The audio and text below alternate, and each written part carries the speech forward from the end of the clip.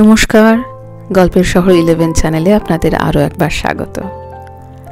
আজকের গল্প শরৎচন্দ্র চট্টোপাধ্যায়ের লেখা আঁধারে আলো। ভালোবাসা কি শুধু এই তথাকথিত সমাজে নারী আর পুরুষের মধ্যেই হয়? এই সমাজ বিচ্যুত যে মানুষগুলো যারা পতিতা, তাদের কি কোনোদিন ভালোবাসা হয় না? শুধু দেহটাই সর্বস্ব, নাকি ভালোবেসে তারা সমস্ত কিছু ত্যাগ করতে পারে? ত্যাগই কি তাহলে ভালোবাসা? তাহলে ভালোবাসা কি? অদ্ভুত সুন্দর একটি লেখা নিয়ে আজকের এই গল্প পাঠ, শরৎচন্দ্র চট্টোপাধ্যায়ের লেখা আঁধারে আলো। আশা করি আপনাদের ভালো লাগবে। তাহলে শুরু হচ্ছে আজকের গল্প আঁধারে আলো। সে অনেক দিনের ঘটনা। সত্যেন্দ্র চৌধুরী জমিদারের ছেলে বিয়ে পাশ করে বাড়ি গিয়েছিল। তার মা বললেন, মেয়েটি বড় লক্ষ্মী বাবা, কথা শোন, একবার দেখে আয়। সত্যেন্দ্র মাথা নেড়ে বলল, না মা, এখনই আমি কোনো মতেই পারবো না, তাহলে পাশ হতে পারবো না। কেন পারবি নে? বৌমা থাকবেন আমার কাছে, তুই লেখাপড়া করবি কলকাতায়, পাশ হতে তোর বাধা কি হবে? আমি তো ভেবে পাইনি সতু। না মা, সে সুবিধা হবে না, এখন আমার সময় নেই, ইত্যাদি বলতে বলতে সত্য বাইর হয়ে যাচ্ছিল। মা বললেন, যাস নে, দাঁড়া, আরও কথা আছে। একটু থেমে বললেন, আমি কথা দিয়েছি বাবা, আমার মান রাখবি নে? সত্য ফিরে এসে অসন্তুষ্ট হয়ে বলল, না জিজ্ঞাসা করে কথা দিলে কেন? ছেলের কথা শুনে মা অন্তরে ব্যথা পেলেন। বললেন, সে আমার দোষ হয়েছে, কিন্তু তোকে তো মায়ের সম্ভ্রম বজায় রাখতেই হবে। তাছাড়া বিধবার মেয়ে, বড় দুঃখী কথা। শোন সত্য, রাজি হ। আচ্ছা, পরে বলবো। এই বলে সত্য বাহির হয়ে গেল। মা অনেকক্ষণ চুপ করে দাঁড়িয়ে রইলেন। ওইটি তার একমাত্র সন্তান। 7-8 বছর হলো স্বামীর কাল হয়েছে। সেই থেকে বিধবা নিজের নায়েব গোমেস্তার সাহায্যেই সমস্ত জমিদারি শাসন করে আসছেন। ছেলে কলকাতায় থেকে কলেজে পড়ে। বিষয় আশয়ের কোনো সংবাদই তাকে রাখতে হয় না। মা মনে মনে ভেবে রেখেছিলেন, ছেলে ওকালতি পাশ করলে তার বিয়ে দেবেন এবং পুত্রবধূর হাতে জমিদারি এবং সংসারের সমস্ত ভার অর্পণ করে নিশ্চিন্ত হবেন। এর আগে তিনি ছেলেকে সংসারী করে তার উচ্চশিক্ষার অন্তরায় হবেন না। কিন্তু অন্য কিছু ঘটল। স্বামীর মৃত্যুর পর এ বাড়িতে এতদিন পর্যন্ত কোনো কাজকর্ম হয়নি। সেদিন কি একটা ব্রত উপলক্ষে সমস্ত গ্রাম নিমন্ত্রণ করে এসেছিলেন। মৃত অতুল মুখুজ্জের দরিদ্র বিধবা তার 11 বছরের মেয়ে নিয়ে নিমন্ত্রণ রক্ষা করতে এসেছিলেন। এই মেয়েটিকেই তার বড় মনে ধরেছে। শুধু যে মেয়েটি নিখুঁত সুন্দরী তা নয়, ওইটুকু বয়সেই মেয়েটি যে অশেষ গুণবতী তাও তিনি 2-4টে কথাবার্তায় বেশ বুঝে নিয়েছিলেন। মা মনে মনে বললেন, আচ্ছা, আগে মেয়ে তো দেখাই, তারপর কেমন পছন্দ না হয় দেখা যাবে। পরদিন অপরাহ্নবেলায় সত্য খাবার খেতে মায়ের ঘরে ঢুকেই স্তব্ধ হয়ে দাঁড়াল। তার খাবারের জায়গার ঠিক সামনে আসন পেতে বৈকুণ্ঠে লক্ষ্মী ঠাকুরনকে হীরা মুক্তে সাজিয়ে বসিয়ে রাখা হয়েছে। মা ঘরে ঢুকে বললেন, খেতে বস। সত্যি চমক ভাঙল। সে থতমত খেয়ে বলল, এখানে কেন? আর কোথাও আমার খাবার দাও। মা মৃদু হেসে বললেন, তুই তো আর সত্যিই বিয়ে করতে যাচ্ছিস নে, ওই এক ফোঁটা মেয়ের সামনে তোর লজ্জা কি? আমি কারুকে লজ্জা করি না। এই বলে সত্য পেঁচার মতো মুখ করে সামনের আসনে বসে পড়ল। মা চলে গেলেন। মিনিট 2-এর মধ্যে সে খাবারগুলো কোনো মতে নাকে মুখে গুঁজে উঠে গেল। বাইরের ঘরে ঢুকে দেখল ইতিমধ্যেই বন্ধুরা জুটেছে এবং পাশার ছক পাতা হয়েছে। সে প্রথমেই দৃঢ় আপত্তি প্রকাশ করল, আমি কিছুতেই বসতে পারবো না, আমার মাথা ভারী ধরেছে। এই বলে ঘরের এক কোণে সরে গিয়ে তাকিয়ায় মাথা দিয়ে চোখ বুজে শুয়ে পড়ল। বন্ধুরা একটু আশ্চর্যই হলো মনে মনে। এবং লোকের অভাবে পাশা তুলে দাবা পেতে বসল। সন্ধ্যা পর্যন্ত অনেক চেঁচামেচি ঘটল, কিন্তু সত্য একবারও উঠল না, একবারও জিজ্ঞাসা করল না কে হারল কে জিতল।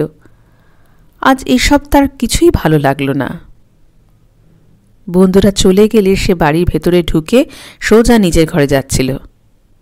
ভাঁড়ারের বারান্দা থেকে মা জিজ্ঞাসা করলেন, এর মধ্যে শুতে যাচ্ছিস রে? শুতে নয়, পড়তে যাচ্ছি। এমএ পড়া সোজা নয় তো, সময় নষ্ট করে চলবে কেন?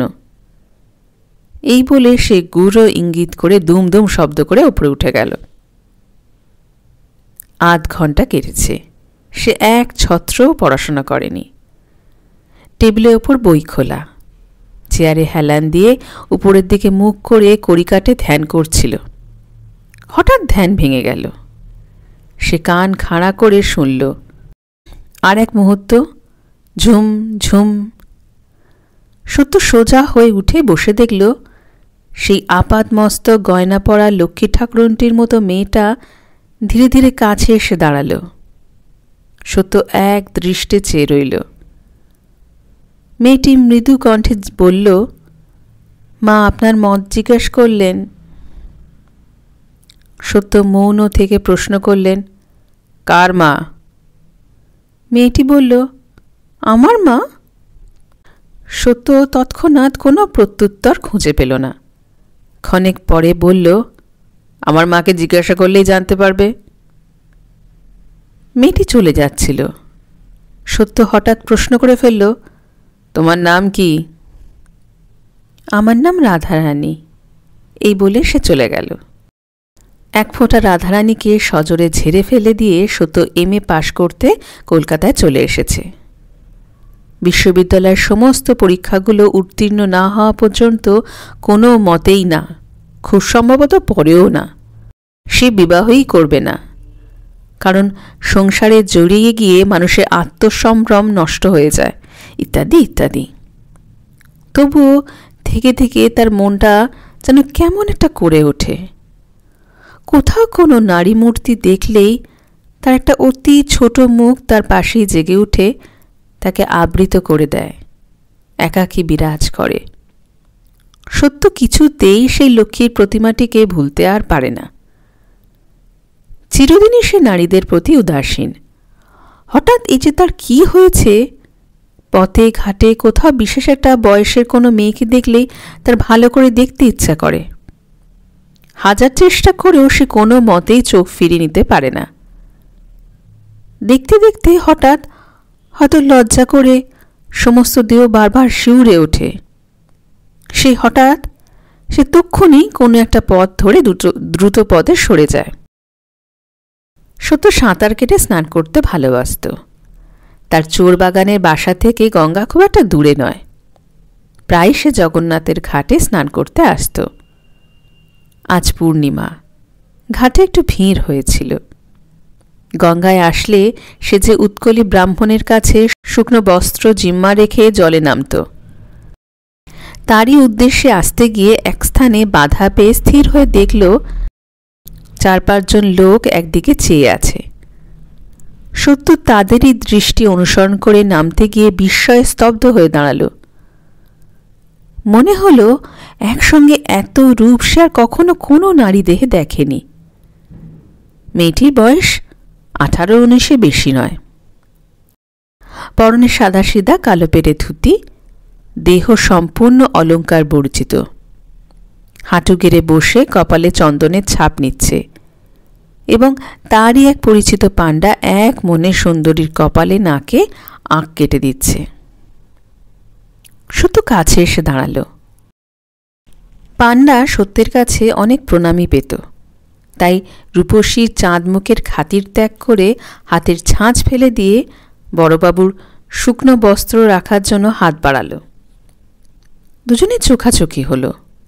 সত্য তাড়াতাড়ি কাপড়খানা পাণ্ডার হাতে দিয়ে দ্রুত পদে সিঁড়ি বেয়ে জলে গিয়ে নামল। আজ তার আর সাঁতার কাটা হল না। কোনো মতে স্নান সেরে নিয়ে যখন সে বস্ত্র পরিবর্তনের জন্য ওপরে উঠল, তখন সেই অসামান্যা রূপসী চলে গিয়েছে। সেদিন সমস্ত দিন ধরে তার মন গঙ্গা গঙ্গা করতে লাগল, এবং পরদিন ভালো করে সকাল না হতেই মা গঙ্গা এমন সজোরে টান দিলেন যে সে বিলম্ব না করেই আলনা থেকে একটা বস্ত্র টেনে নিয়েই গঙ্গা যাত্রা করল। ঘাটে এসে দেখল সেই অপরিচিতা রূপসী এইমাত্র স্নান সেরে ওপরে উঠছেন। সত্য নিজেও যখন স্নানান্তে পান্ডার কাছে আসলো, তখন আগের দিনের মতো আজও তার ললাট চিত্রিত করছিলেন। আজও চার চোখের মিলন হল, আজও তার সর্বাঙ্গে বিদ্যুৎ বয়ে গেল। সে কোনো মতে কাপড় ছেড়ে দ্রুত পদে প্রস্থান করল। রমণী যে প্রত্যেক দিন অনেক সকালে গঙ্গা স্নান করতে আসে, সত্যতা বুঝে নিল। এতদিন যে উভয়ের সাক্ষাৎ ঘটেনি তার একমাত্র কারণ সত্য নিজে কিছুদিন বেলা করে স্নানে আসত তাই। জাহ্নবী তটে উপর্যুপুরি আজ 7 দিন উভয়ের চার চোখের মিলন হয়েছে, কিন্তু মুখের কথা হয়নি। বোধ করি তার প্রয়োজনও ছিল না, কারণ যেখানে চাহনিতে কথা হয় সেখানে মুখের কথাকে মুখ হয়েই থাকতে হয়। এই অপরিচিতা রূপসী যেই হন, তিনি যে চোখ দিয়ে কথা বলতে জানতেন এবং সে বিদ্যায় পারদর্শী, সত্যের তা নিভৃত অন্তরের মধ্যে অনুভব করতে পেরেছিল। সেদিন স্নান করে সে খানিকটা অন্যমনস্কের মতো বাসায় ফিরছিল। হঠাৎ তার কানে গেল, একবার শুনুন। মুখ তুলে দেখল রেলওয়ে লাইনের ওপারে সেই রমণী দাঁড়িয়ে আছে। তার বাম কক্ষে জলপূর্ণ ক্ষুদ্র পিতলের কলস, ডান হস্তে সিক্ত বস্ত্র। মাথা নেড়ে ইঙ্গিতে ডাকলেন। সত্য এদিক ওদিক চেয়ে কাছে গিয়ে দাঁড়াল। তিনি উৎসুক চোখে মৃদু কণ্ঠে বললেন, আমার ঝি আজ আসেনি, দয়া করে যদি একটু এগিয়ে দেন তো বড় ভালো হয়। অন্যদিন তিনি দাসী সঙ্গে করে আসেন, আজ একা। সত্যের মনের মধ্যে দ্বিধা লাগল। কাজটা ভালো নয় বলে একবার মনেও হল, কিন্তু সে না বলতেও পারল না। রমণী তার মনের ভাব অনুমান করে একটু হাসলেন। এ হাসি যারা হাসতে জানে, সংসারে তাদের অপ্রাপ্য কিছুই নেই। সত্য তক্ষুনি চলুন এই বলে তার অনুসরণ করল। 2-4 পা অগ্রসর হয়ে রমণী আবার কথা বলল। ঝির অসুখ, সে আসতে পারল না, কিন্তু আমিও গঙ্গা স্নান না করে থাকতে পারি না। আপনারও দেখছি এই বদ অভ্যাস আছে। সত্য আস্তে আস্তে জবাব দিল, আগে হ্যাঁ, আমিও প্রায় গঙ্গা স্নানেই আসি। এখানে আপনি কোথায় থাকেন?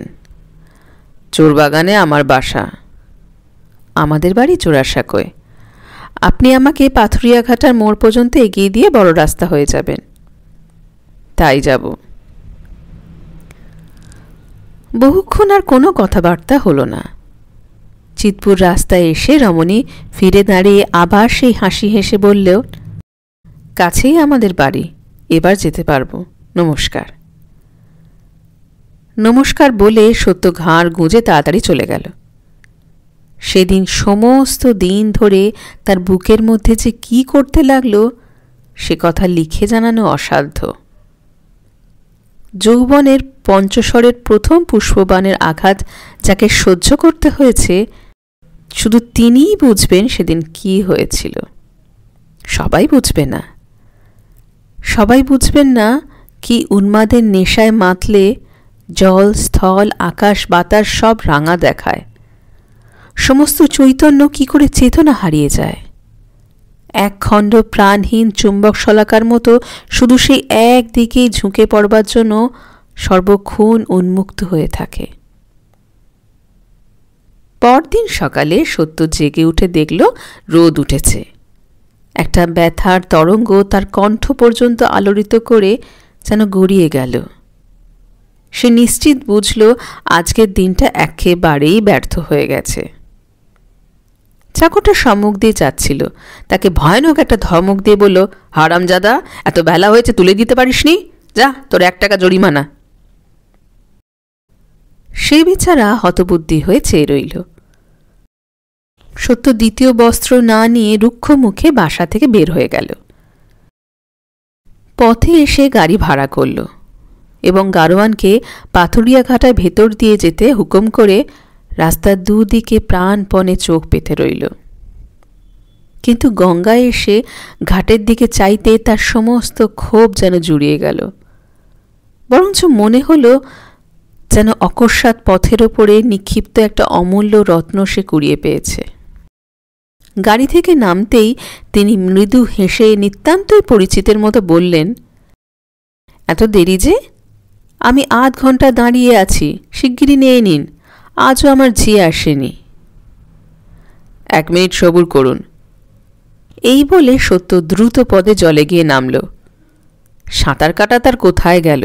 সে কোনো মতে গোটা 2-3 ডুব দিয়ে ফিরে এসে বলল, আমার গাড়ি গেল কোথায়?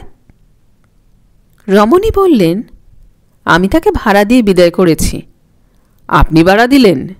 দিলামই বা, চলুন। এই বলে আর একবার ভুবনমোহন হাসি হেসে অগ্রবর্তিনী হলেন। সত্য একেবারেই মরেছিল, না হলে যত নিরীহ যত অনভিজ্ঞই হোক একবারও সন্দেহ হতো এসব কি। পথ চলতে চলতে রমণী বললেন, কোথায় যেন বাসা বলেছিলেন আপনি? চোর বাগানে? সত্য বলল, হ্যাঁ। সেখানে কি কেবল চোরেরাই থাকে? সত্য আশ্চর্য হয়ে বলল, কেন? আপনি তো চোরের রাজা। এই বলে রমণী ঈষৎ ঘাড় বেঁকিয়ে কটাক্ষে হেসে আবার নির্বাক মরাল গমনে চলতে লাগল। আজ তার কাঠের ঘরটা অপেক্ষাকৃত বৃহৎ ছিল। ভেতরে গঙ্গাজল ছলাচ্ছল ছলাচ্ছল শব্দে ওরে মুগ্ধ, ওরে অন্ধ যুবক সাবধান, এসব ছলনা, সব ফাঁকি বলে উছলিয়ে উছলিয়ে একবার ব্যঙ্গ একবার তিরস্কার করতে লাগল। মোড়ের কাছাকাছি এসে সত্য সসংকোচে বলল, গাড়ি ভাড়াটা? রমণী ফিরে দাঁড়িয়ে অস্ফুট মৃদুকণ্ঠে জবাব দিল, সে তো আপনারই দেওয়া হয়েছে। সত্য এই ইঙ্গিত না বুঝে প্রশ্ন করল, আমার দেওয়া কি করে? আমার আর আছে কি যে দেব? যা ছিল সমস্তই তো তুমি চুরি ডাকাতি করে নিয়েছ। এই বলে সে হঠাৎ করে মুখ ফিরিয়ে বোধ করি উচ্ছ্বসিত হাসির বেগ জোর করে রোধ করতে লাগল। এই অভিনয় সত্য দেখতে পায়নি, তাই এই চুরির প্রচ্ছন্ন ইঙ্গিত তীব্র তড়িৎরেখার মতো তার সংশয়ের জাল আপ্রান্ত বিদীর্ণ করে বুকের অন্তঃস্থল পর্যন্ত উদ্ভাসিত করে ফেলল। তার মুহূর্তের স্বাদ হল এই প্রকাশ্য রাজপথে ওই 2টি রাঙা পায়ে লুটিয়ে পড়ে। কিন্তু চোখের নিমিষে গভীর লজ্জায় তার মাথা এমন হেঁট হয়ে গেল যে সে মুখ তুলে একবার প্রিয়তমার মুখের দিকে চেয়েও দেখতে পারল না। নিঃশব্দে নত মুখে ধীরে ধীরে চলে গেল। ওই ফুটপাতে তার আদেশ মতো দাসী অপেক্ষা করছিল। কাছে এসে বলল, আচ্ছা দিদিমণি, বাবুটিকে এমন করে নাচিয়ে বেড়াচ্ছ কেন? বলি কিছু আছে টাছে, 2 পয়সা টানতে পারবে তো? রমণী হেসে বলল, তা জানি নে, কিন্তু হাবাগোয়া লোকগুলোকে নাকে দড়ি দিয়ে গোড়াতে আমার বেশ লাগে। দাসীটিও খুব খানিকটা হেসে বলল, এত পারো তুমি, কিন্তু যাই বলো দিদিমণি, দেখতে যেন রাজপুত্তুর, চোখ মুখ যেমন তেমনি রং। তোমাদের দুটিকে দিব্যি মানায়। দাঁড়িয়ে কথা করছিলে যেন একটা জোড়া গোলাপ ফুল ফুটেছিল মনে হচ্ছে। রমণী মুখ টিপে হেসে বলল, আচ্ছা চল, পছন্দ হয়ে থাকে তো তুই নিস। দাসীও হটবার পাত্রী নয়। সেও জবাব দিল, না দিদিমণি, ও জিনিস প্রাণে ধরে কাউকে দিতে পারবো না, তা বলে দিলুম। জ্ঞানীরা বলেছেন অসম্ভব কাণ্ড চোখে দেখিলেও বলবে না, কারণ অজ্ঞানীরা বিশ্বাসই করবে না। এই অপরাধেই সীমন্ত বেচারা নাকি মশানে গিয়েছিল। সে যাই হোক, এটা অত্যন্তই সত্য কথা। সত্য লোকটা সেদিন বাসায় ফিরে টেনশনে পড়েছিল এবং ডন জোয়ানের বাংলা তর্জমা করতে বসেছিল।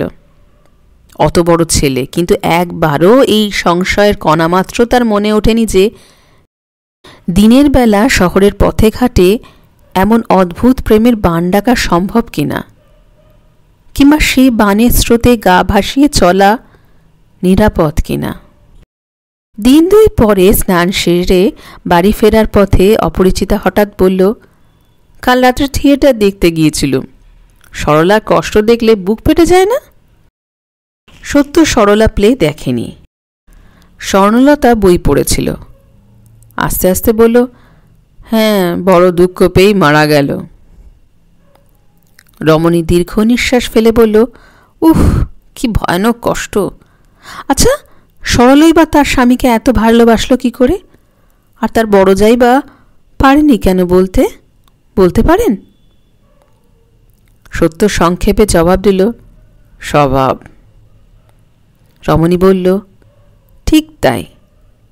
বিয়ে তো সকলেরই হয়, কিন্তু সব স্ত্রী পুরুষ কি পরস্পরকে সমান ভালোবাসতে পারে? পারে না। কত লোক আছে মরার দিনটি পর্যন্ত ভালোবাসা কী জিনিস জানতেও পায় না, জানবার ক্ষমতাই তাদের থাকে না। দেখনি কত লোক গান বাজনা হাজার ভালো হলেও মন দিয়ে শুনতে পারে না। কত লোক কিছুতেই রাগে না রাখতে পারেই না। লোকে তাদের খুব গুণ গায় বটে, কিন্তু আমার খুব নিন্দে করতে ইচ্ছা করে। সত্য হেসে বলল, কেন? রমণী উদ্দীপ্ত কণ্ঠে উত্তর করল, তারা অক্ষম বলে। অক্ষমতার কিছু কিছু গুণ থাকলেও থাকতে পারে, কিন্তু দোষটাই বেশি। এই যেমন সরলার ভাসুর, স্ত্রীর অত বড় অত্যাচারও তার রাগ হল না। সত্য চুপ করে রইল। সে আবার বলল, আর তার স্ত্রী ওই প্রমোদাটা কি শয়তান মেয়ে মানুষ! আমি থাকতাম তো রাক্ষসীর গলা টিপে দিতুম। সত্য হেসে বলল, থাকতে কি করে? প্রমোদা বলে তো সত্যিই কেউ ছিল না, সেটা তো কবির কল্পনা। রমণী বাধা দিয়ে বললেন, তবে অমন কল্পনা করা কেন? আচ্ছা, সবাই বলে সমস্ত মানুষের ভেতরই ভগবান আছেন, আত্মা আছেন, কিন্তু প্রমোদার চরিত্র দেখলে মনে হয় না যে ওর ভেতরেও ভগবান আছে। সত্যি বলছি তোমাকে, কোথায় বড় বড় লোকের বই পড়ে মানুষ ভালো হবে, মানুষকে মানুষ ভালোবাসবে তা না, এমন বই লিখে দিলেন যে পড়লে মানুষের ওপর মানুষের ঘৃণা জন্মে যায়। বিশ্বাস হয় না যে সত্যি সব মানুষের অন্তরেই ভগবানের মন্দির আছে। সত্য বিস্মিত হয়ে তার মুখ পানে চেয়ে বলল, তুমি বুঝি খুব বই পড়ো?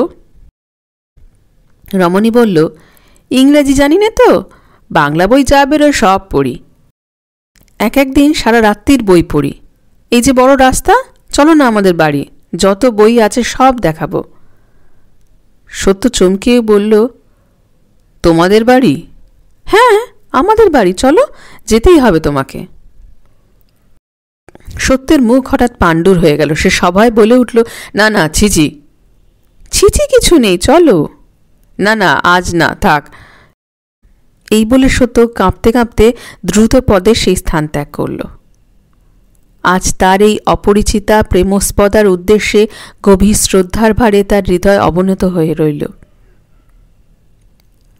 সকালবেলা স্নান করে সত্য ধীরে ধীরে বাসায় ফিরছিল। তার দৃষ্টি ক্লান্ত ও সজল, চোখের পাতা তখনও আর্দ্র। আজ 4 দিন হয়ে গেছে সেই অপরিচিতা প্রিয়তমাকে সে দেখতে পায়নি। আর তিনি গঙ্গা স্নানে আসেন না। আকাশ পাতাল কত কি যে এই কদিনে সে ভেবেছে তার সীমা নেই। মাঝে মাঝে এই দুশ্চিন্তাও মনে উঠেছে, হয়তো তিনি বেঁচে নেই, হয়তো বা মৃত্যুশয্যায়, কে জানে। সে গলিটা জানে বটে, কিন্তু আর তো কিছু চেনে না। কার বাড়ি, কোথায় বাড়ি, কিছুই সে জানে না। মনে করলে অনুশোচনায় আত্মগ্লানিতে হৃদয় দগ্ধ হয়ে যায়। কেন যে সেদিন যায়নি, কেন সেই স্বর্ণিবর্ধ অনুরোধ উপেক্ষা করেছিল? সে যথার্থই ভালোবেসেছিল, চোখের নেশা নয়, হৃদয়ের গভীর তৃষ্ণা। এতে ছলনা কাপড়ে ছায়া মাত্র ছিল না, যা ছিল তা সত্যিই নিঃস্বার্থ, সত্যিই পবিত্র, আর বুক জোড়া স্নেহ। বাবু! সত্য চমকে চেয়ে দেখল তার সেই দাসী যে সঙ্গে আসত পথের ধারে দাঁড়িয়ে আছে। সত্য ব্যস্ত হয়ে কাছে এসে ভারী গলায় বলল, কি হয়েছে তার? এই বলে তার চোখে জল এসে পড়ায় সে কোনো মতেই সামলাতে পারল না। দাসী মাথা নিচু করে হাসি গোপন করে বলল, বোধ করি হেসে ফেলার ভয়ে মুখ নিচু করেই বলল, দিদিমণির বড় অসুখ, আপনাকে দেখতে চাইছেন। চলো। এই বলে সত্য তৎক্ষণাৎ সম্মতি দিয়ে চোখ মুছে তার সঙ্গে চলল। চলতে চলতে প্রশ্ন করল, কি অসুখ? খুব শক্ত দাঁড়িয়েছে কি? দাসী বলল, না তা হয়নি, কিন্তু খুব জ্বর। সত্য মনে মনে হাত জোর করে কপাল ঠেকালো, আর প্রশ্ন করল না। বাড়ির সামনে এসে দেখল খুব বড় বাড়ি। দরজার কাছে বসে একজন হিন্দুস্তানি দারোয়ান ঝিমোচ্ছে।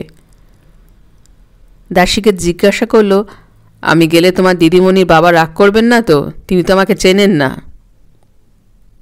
দাসী বলল, দিদিমণির বাপ নেই, শুধু মা আছেন।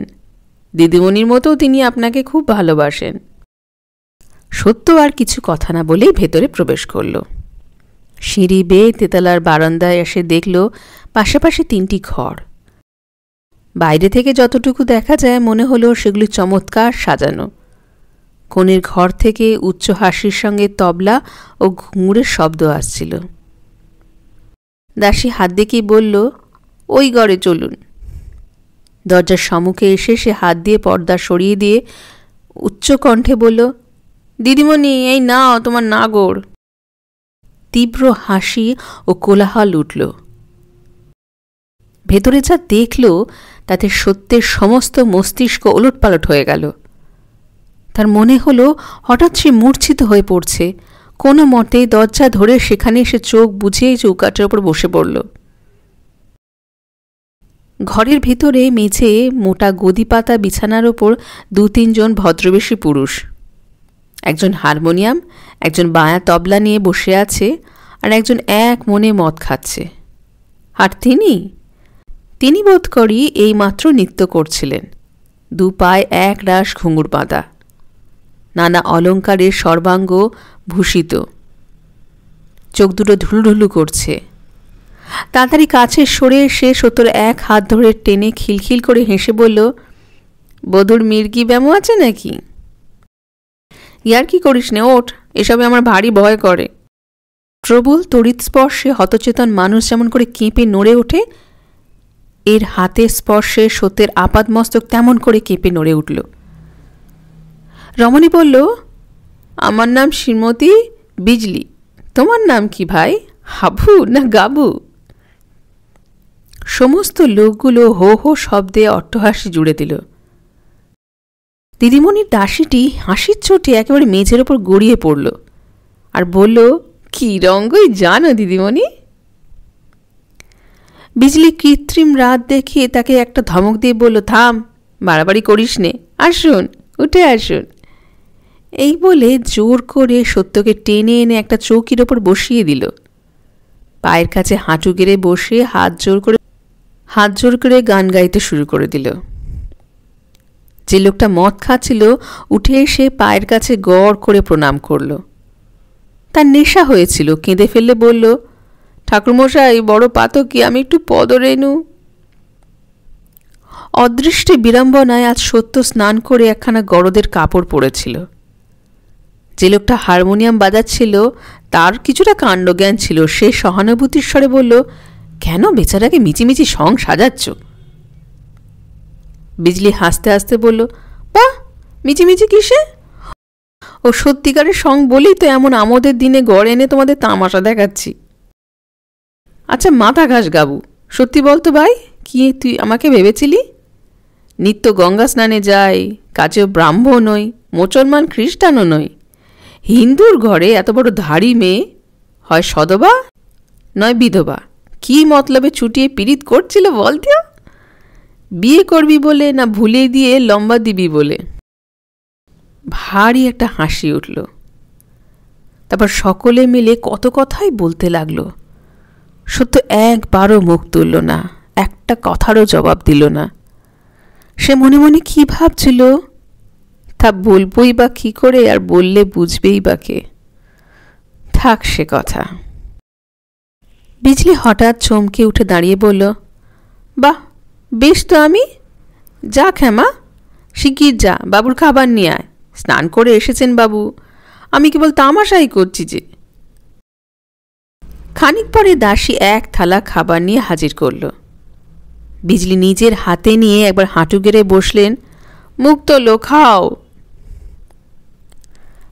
এতক্ষণ সত্য তার সমস্ত শক্তি এক করে নিজেকে সামলাচ্ছিল। এইবার মুখ তুলে শান্তভাবে বলল, আমি খাবো না। কেন? জাত যাবে? আমি হারি না মুচি?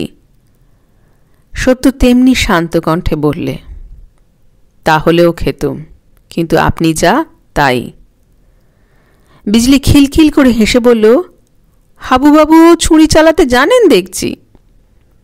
বিজলি আবার হাসল, কিন্তু তার শব্দ মাত্র, হাসি নয়। তাই আর কেউ সেই হাসিতে যোগ দিতে পারল না। সত্য বলল, আমার নাম সত্য, হাবু নয়। আমি ছুরি ছোড়া চালাতে কখনো শিখিনি, কিন্তু নিজের ভুল টের পেলে শোধরাতে শিখেছি। বিজলি হঠাৎ কি বলতে গেল, কিন্তু চেপে নিয়ে শেষে বলল, আমার ছোঁয়া খাবে না? না। বিজলি উঠে দাঁড়ালো। তার পরিহাসের স্বরে এবার তীব্রতা মিশল। জোর দিয়ে বলল, খাবেই, এই বলছি তোমাকে, আজ না হয় কাল, না হয় দুদিন পরে খাবেই তুমি। সত্য ঘাড় নেড়ে বলল, দেখুন, ভুল সকলেরই হয়। আমার ভুল যে কত বড় তা সবাই টের পেয়েছে, কিন্তু আপনারও ভুল হচ্ছে। আজ নয়, আগামী জন্মেও নয়, কোনো কালেই আপনার ছোঁয়া খাবো না। অনুমতি করুন, আমি যাই, আপনার নিঃশ্বাসে আমার রক্ত শুকিয়ে যাচ্ছে। তার মুখের ওপর গভীর ঘৃণায় এমন সুস্পষ্ট ছায়া পড়ল যে তার ওই মাতালটারও চক্ষু এড়াল না। সে মাথা নাড়ে বলল, বিজলি বিবি, অরসিকেশ্বর রসস্য নিবেদনম, যেতে দাও, যেতে দাও, সকালবেলার আমোদটাইও মাটি করে দিল। বিজলি জবাব দিল না। স্তম্ভিত হয়ে সত্যের মুখের দিকে চেয়ে দাঁড়িয়ে রইল। যথার্থই তার ভয়ানক ভুল হয়েছিল। সে তো কল্পনাও করেনি এমন মুখচোরা শান্ত লোক এমন করে বলতে পারে। সত্য আসন ছেড়ে উঠে দাঁড়ালো। বিজলি মৃদুস্বরে বলল, আর একটু বসো। মাথায় শুনতে পেয়ে চেঁচিয়ে উঠল, প্রথম চোটে একটু জোর খেলবে, যেতে দাও, যেতে দাও, সুতো ছাড়ো। সত্য ঘরের বাইরে এসে পড়ল। বিজলি পেছনে এসে পথ রোধ করে চুপি চুপি বলল, ওরা দেখতে পাবে তাই, নইলে হাত জোর করে বলতুম আমার বড় অপরাধ হয়েছে। সত্য অন্যদিকে মুখ করে চুপ করে রইল। সে আবার বলল, এই পাশের ঘরটা আমার পড়ার ঘর, একবার দেখবে না? একবারটি এসো, মাপ চাইছি। না, এই বলে সত্য সিঁড়ির দিকে অগ্রসর হল। বিজলি পেছন পেছন চলতে চলতে বলল, কাল দেখা হবে? না। আর কি কখনো দেখা হবে? না। কান্নায় বিজলির কণ্ঠ রুদ্ধ হয়ে আসলো। ঢোক গিলে জোর করে গলা পরিষ্কার করে বলল, আমার বিশ্বাস হয় না আর দেখা হবে না। কিন্তু তাও যদি না হয়, বলো এই কথাটা আমার বিশ্বাস করবে? ভাঙা কণ্ঠস্বর শুনে সত্য বিস্মিত হল। কিন্তু এই 15-16 দিন ধরে যে অভিনয় সে দেখেছে তার কাছে এটা কিছুই নয়। তার সত্ত্বেও সে মুখ ফিরিয়ে দাঁড়াল। সে মুখের রেখায় রেখায় সুদৃঢ় অপ্রত্যয় পাঠ করে বিজলির বুক ভেঙে গেল। কিন্তু সে কি করবে, কি করবে সে? হায় হায়, প্রত্যয় করাবার জন্য সমস্ত উপায় সে আবর্জনার মতো স্বহস্তে ঝাঁট দিয়ে ফেলে দিয়েছে। সত্য প্রশ্ন করল, কি বিশ্বাস করব? বিজলির ঠোঁট কেঁপে উঠল, কিন্তু স্বর ফুটল না। অশ্রু ভারাক্রান্ত দু চোখ মুহূর্তের জন্য তুলেই অবনত করল। সত্য তাও দেখল, কিন্তু অশ্রুরও কি নকল নেই? বিজলি মুখ না তুলেই বুঝল সত্য অপেক্ষা করে আছে, কিন্তু সেই কথাটা যে মুখ দিয়ে কিছুতেই বার করতে পারছে না, যা বাইরে আসবার জন্য তার বুকের পাঁজরগুলো ভেঙে গুঁড়িয়ে দিচ্ছে। সে ভালোবেসেছে। সেই ভালোবাসার একটা কণা সার্থক করবার লোভে সে এই রূপের ভাণ্ডার দেহটাও হয়তো এক খণ্ড গলিত বস্ত্রের মতো ত্যাগ করতে পারে। কিন্তু তাকে কে বিশ্বাস করবে? সে যে দাগী আসামি, অপরাধের শত কোটি চিহ্ন সর্বাঙ্গে মেখে বিচারের সম্মুখে সে দাঁড়িয়ে। আজ কি করে সে মুখে আনবে অপরাধ করাই তার পেশা বটে, কিন্তু সে একেবারেই নির্দোষ। যতই দেরি হতে লাগলো ততই সে বুঝতে লাগলো বিচারক তার ফাঁসির হুকুম দিয়ে বসেছে, কিন্তু সে কি করে আটকাবে? সত্য অধীর হয়ে উঠল এবং বলল, চললাম। বিজলি তবুও মুখ তুলতে পারল না, কিন্তু এবার কথা বলল, যাও, কিন্তু যে কথা অপরাধে মগ্ন থেকেও আমি বিশ্বাস করি, সে কথা অবিশ্বাস করে যেন তুমি অপরাধী হও না। বিশ্বাস করো, সকলের দেহতেই ভগবান বাস করেন এবং আমরণ দেহটাকে তিনি ছেড়ে চলে যান না। একটু থেমে বলল, সব মন্দিরে দেবতার পূজা হয় না বটে, তবুও তিনি দেবতা। তাকে দেখে মাথা না নোয়াতে পারো, কিন্তু তাকে মারিয়ে যেতেও পারো না। এই বলেই সে পদশব্দে মুখ তুলে দেখল সত্য ধীরে ধীরে নিঃশব্দে চলে যাচ্ছে। স্বভাবের বিরুদ্ধে বিদ্রোহ করা যেতে পারে, কিন্তু তাকে তো উড়িয়ে দেওয়া যেতে পারে না। নারী দেহের ওপর শত অত্যাচার চলতে পারে, কিন্তু নারীত্বকে তো আর অস্বীকার করা চলে না। বিজলি নর্তকী, কিন্তু তবুও সে নারী। আজীবন সহস্র অপরাধের সে অপরাধী, তবু যে এটা তার নারী দেহ। ঘণ্টাখানেক পরে সে যখন ঘরে ফিরে আসলো, তখন তার মধ্যে লাঞ্ছিত অর্ধ মৃত নারী প্রকৃতি অমৃত স্পর্শে জেগে বসেছে। এই অতি অল্প সময়টুকুর মধ্যে তার সমস্ত দেহে যে কী অদ্ভুত পরিবর্তন ঘটেছে তা ওই মাতালটা পর্যন্তও টের পেল। সে মুখ ফুটে বলেই ফেলল, কি বাইজি, চোখের পাতা ভিজে যে? মায়েরি ছোঁড়াটা কি এক গুঁয়ে, অমন জিনিসগুলো মুখে তুললে না? দাও দাও, থালাটা এগিয়ে দাও। হ্যাঁ, এই বলেই নিজে টেনেই গিলতে লাগল। তার একটা কথাও বিজলির কানে গেল না। হঠাৎ তার নিজের পায়ে নজর পড়ায় পায়ে বাঁধা ঘুঙুরের তোড়া যেন বিছের মতো দু পা জড়িয়ে দাঁত ফোটাতে লাগল। সে তাড়াতাড়ি সেগুলো খুলে ছুঁড়ে ফেলে দিল। একজন জিজ্ঞাসা করল, খুললে যে? বিজলি মুখ তুলে একটুখানি হেসে বলল, আর পড়ব না বলে। অর্থাৎ? অর্থাৎ আর না, বাইজি মরেছে। মাতাল সন্দেশ খাচ্ছিল। কোল বলল, কি রোগে বাইজি? বাইজি আবার হাসল। সেই হাসি মুখে বলল, যে রোগে আলো জ্বাললে আধার মরে, সূর্য উঠলে রাত্রি মরে, আজ সেই রোগে তোমাদের বাইজি চিরদিনের জন্য মরে গেল বন্ধু।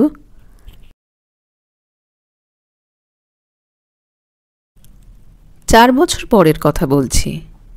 কলকাতার একটা বড় বাড়িতে জমিদারের ছেলের অন্নপ্রাশন।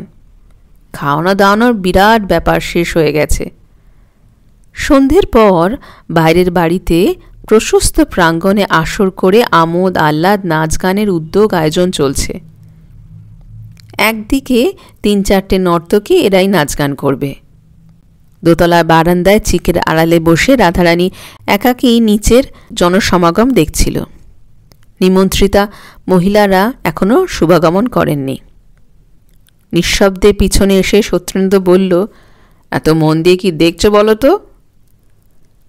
রাধারানীর স্বামীর দিকে মুখ ফিরে হেসে বলল, যা সবাই দেখতে আসে সে বাইজিদের সাজসজ্জা, কিন্তু তুমি এখানে যে? স্বামী হেসে জবাব দিল, একলাটি বসে আছো তাই একটু গল্প করতে এলুম। ইস, সত্যি? আচ্ছা দেখছো তো, বলো দেখি ওদের মধ্যে সবচেয়ে কোনটিকে তোমার পছন্দ হয়? ওইটিকে। এই বলে রাধারানী আঙুল তুলে যে স্ত্রীলোকটির সকলের পেছনে নিতান্তই সাদাসিধে পোশাকে বসেছিল তাকেই দেখিয়ে দিল। স্বামী বললেন, ও যে নেহাত রোগা। তা হোক, ওই সবচেয়ে সুন্দরী। কিন্তু বেচারি গরিব গায়ে গয়না টয়না এদের মতো নেই কেন? সত্যেন্দ্র ঘাড় নেড়ে বলল, তা হবে, কিন্তু এদের মজুরি কত জানো? না। সত্যেন্দ্র হাত দেখিয়ে বললেন, এদের দুজনে 30 টাকা করে, ওই ওর 50, আর যেটিকে গরিব বলছো তার 200 টাকা। রাধারানী চমকিয়ে উঠল। 200?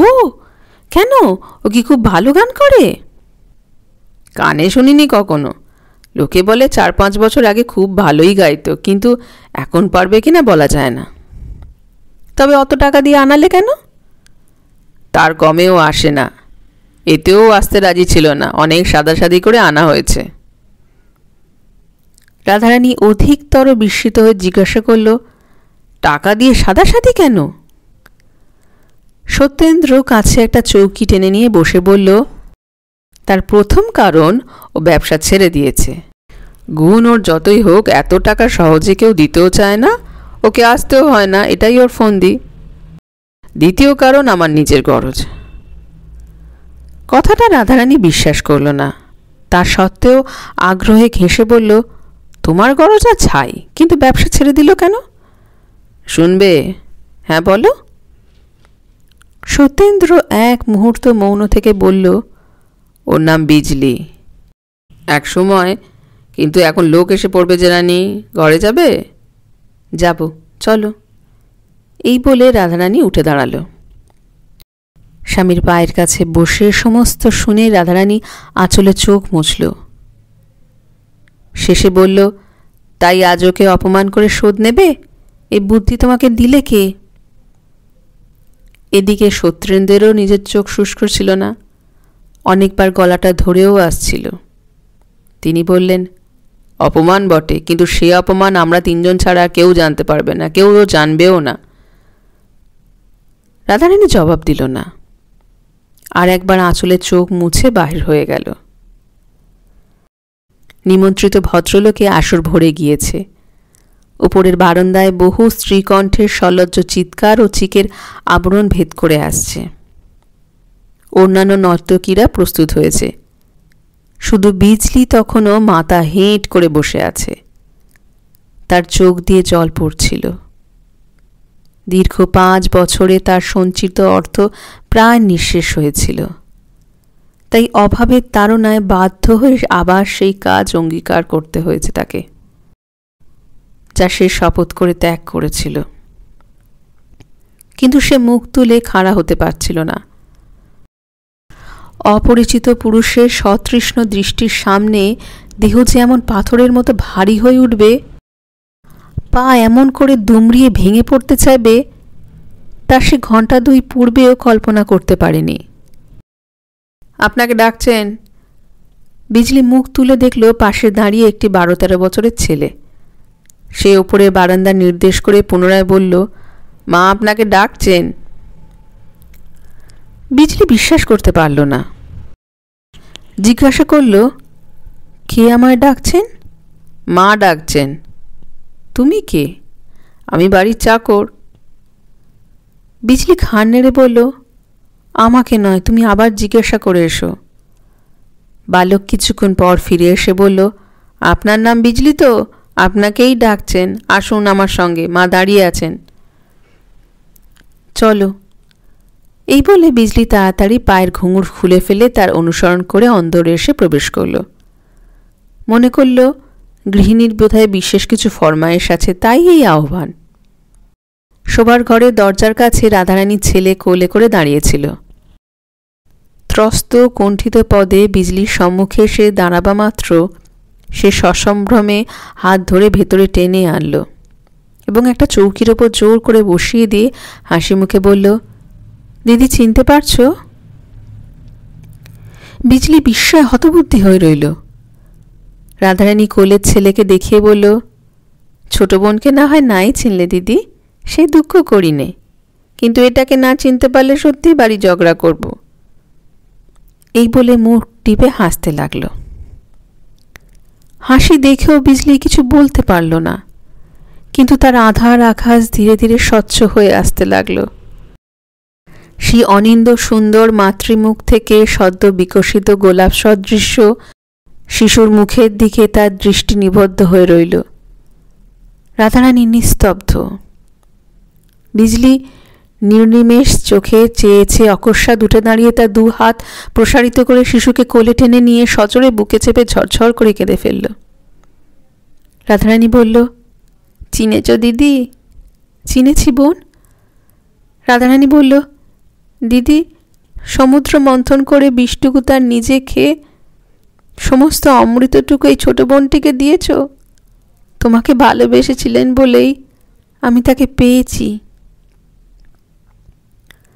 সত্যেন্দ্রর একখানি ক্ষুদ্র ফটোগ্রাফ হাতে তুলে বিজলি এক দৃষ্টে দেখছিল। মুখ তুলে মৃদু হেসে বলল, বিষের বিষই যে অমৃত বোন, আমি বঞ্চিত হইনি ভাই। সেই বিষই এই ঘোর পাপিষ্ঠাকে অমর করেছে।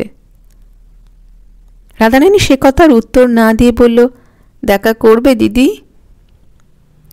বিজলি এক মুহূর্ত চোখ বুজে স্থির থাকে বলল, না দিদি, 4 বছর আগে যেদিন এই অস্পৃশ্যটাকে চিনতে পেরে বিষম ঘৃণায় মুখ ফিরিয়ে চলে গেলেন, সেদিন দর্প করে বলেছিলাম আবার দেখা হবে, আবার তুমি আসবে। কিন্তু সেই দর্প আমার রইল না, আর তিনি এলেন না। কিন্তু আজ দেখতে পাচ্ছি কেন দর্পহারি আমার সেই দর্প ভেঙে দিলেন। তিনি ভেঙে দিয়ে যে কি করে গড়ে দেন, কেড়ে নিয়ে যে কি করে আবার ফিরিয়ে দেন, সে কথা আমার চেয়ে আজ কেউ জানে না বোন। এই বলে সে আরেকবার ভালো করে আঁচলে চোখ মুছল। প্রাণের জ্বালায় ভগবানকে নির্দয় নিষ্ঠুর বলে অনেক দোষ দিয়েছি, কিন্তু এখন দেখতে পাচ্ছি এই পাপিষ্ঠাকে তিনি কি দয়া করেছেন। তাকে ফিরিয়ে এনে দিলে আমি যে সব দিকে মাটি হয়ে যেতুম, তাকেও পেতুম না, নিজেকেও হারিয়ে ফেলতুম। কান্নায় রাধারানীর গলা রুদ্ধ হয়ে গেছিল। সে কিছুই বলতে পারল না। বিজলি আবার বলল, ভেবেছিলাম কখনো দেখা হলে তার পায়ে ধরে আরেকটিবার মাপ চেয়ে দেখব, কিন্তু তার আর কোনো দরকার নেই। এই ছবিটুকু শুধু দাও দিদি, এর বেশি আমি কিচ্ছু চাইনি। চাইলে ভগবানও তা সহ্য করবে না, আমি চললুম। এই বলে সে ধীরে ধীরে উঠে দাঁড়ালো। রাধারানী গাঢ় স্বরে জিজ্ঞাসা করল, আবার কবে দেখা হবে দিদি? আর দেখা হবে না বোন, আমার একটা ছোট্ট বাড়ি আছে, সেইটি বিক্রি করে যত শীঘ্রই পারি চলে যাব। ভালো কথা, বলতে পারো ভাই, কেন হঠাৎ তিনি এতদিন পরে আমাকে স্মরণ করেছিলেন? যখন তার লোক আমায় ডাকতে যায় তখন কেন মিথ্যে নাম বলেছিলেন? লজ্জায় রাধারানীর মুখ আরক্ত হয়ে উঠল। সে নত মুখে চুপ করে রইল। বিজলি কিছুক্ষণ ভেবে বলল, হয়তো বুঝছি, আমাকে অপমান করবেন বলে না? তাছাড়া এত চেষ্টা করে আমাকে আনবার তো কোনো কারণই দেখি না। রাধারানীর মাথা আরও হেঁট হয়ে গেল। বিজলি হেসে বলল, তোমার লজ্জা কি বোন? তবে তারও ভুল হয়েছে। তার পায়ে আমার শতকোটি প্রণাম জানিয়ে বলো, সে হবার নয়, আমার নিজের বলে আর কিছুই নেই। অপমান করলে সমস্ত অপমান তারই গায়ে লাগবে। নমস্কার দিদি, নমস্কার বোন। বয়সে ঢের বড় হলেও তোমাকে তো আশীর্বাদ করার অধিকার আমার নেই। আমি কায় মনে প্রার্থনা করি বোন, তোমার হাতের নোয়া অক্ষয় হোক। চললাম। বিজলি ধীরে ধীরে চোখের জল মুছে হাসি মুখে এক অপার তৃপ্তি আনন্দময় মুখ নিয়ে ঘর থেকে বেরিয়ে চলে গেল।